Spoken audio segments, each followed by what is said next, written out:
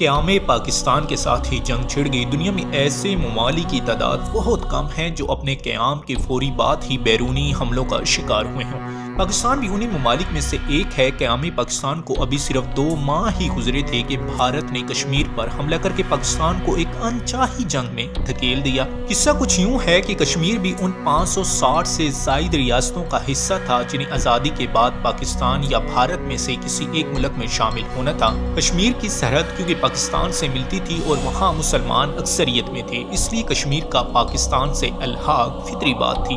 لیکن کشمیر کے مہاراجہ ہری سنگھ نے بھارت سے ساز و باز شروع کر کے کشمیر میں پاکستان کی حمایت کرنے والے مسلمانوں کا قتل عام شروع کر دیا۔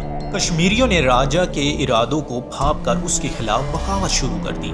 کشمیر میں موجود تمام مسلمان راجہ کے خلاف ہو گئے۔ پاکستان سے بھی ہزاروں قبائلی اپنے کشمیری بھائیوں کی مدد کے لیے پہنچ گئے۔ کشمیریوں اور قبائلیوں کا مشترکہ لشکر سری نگر پہنچ گیا تو مہاراجہ ہری سنگھ فرار ہو گیا، جہاں اس نے کشمیر کا بھارت سے الحاق کرنے کے دستاویز پر دستخط کر دیے۔ اس واقعہ کے بعد بھارت میں جنگی طیاروں سے فوج کشمیر میں اتاری اور سری نگر پر قبضہ کر لیا گیا۔ اس وقت پاکستان کی وسائل سے محروم فوج برطانوی سربراہ جنرل ڈی گریس گریسی نے قائد اعظم کے واضح احکامات کے باوجود کشمیر میں بھارت کا مقابلہ کرنے سے انکار کر دیا۔ ہم بعد میں بھارت نے کشمیر پر اپنا قبضہ مستحکم کر لیا تو جنرل گریسی کو فوج بھیجنے پر کوئی اعتراض نہ رہا، لیکن ظاہر ہے اب بہت دیر ہو چکی تھی۔ پھر بھی پاک فوج نے گلگت بلتستان اور آزاد کشمیر کا کامیاب دفاع کیا۔ جنگ جاری تھی کہ بھارت اس معاملے کو اقوام متحدہ میں لے گیا۔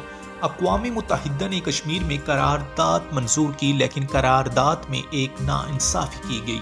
ناانصافی یہ کی گئی کہ بھارت کو قبضہ گروہ کہنے کی بجائے الٹا پاکستان کو یہ کہا گیا کہ وہ کشمیر سے فوج واپس بلا لے۔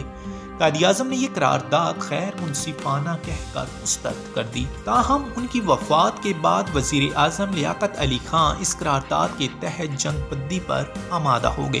1 جنوری 1949 کو کشمیر میں جنگ بندی کا اعلان ہو گیا۔ ابھی ایک نو آزاد ریاست جو بے سر و سامانی کا شکار تھی، حالت جنگ میں تھی، اس پر ایک اور سانحہ ٹوٹ پڑا۔ اور کچھ دلچسپ معلومات جاننے کے لیے اور اس سلسلے کی اگلی قسط کے لیے ہمارا چینل سبسکرائب کیجیے۔ تو یہ تھی آج کی ہماری ویڈیو۔ آپ لوگوں کو کیسی لگی ہے کمنٹ میں ضرور بتائیے گا، اور نئے آنے والے ویور سے گزارش ہے کہ وہ چینل کو ضرور سبسکرائب کریں۔